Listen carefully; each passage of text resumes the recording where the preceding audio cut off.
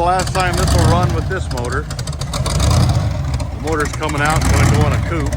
And I sold the truck. Always going to get a Stroker 383 put in it.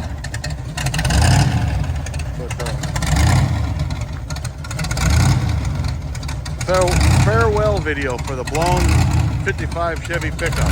Hemi blown.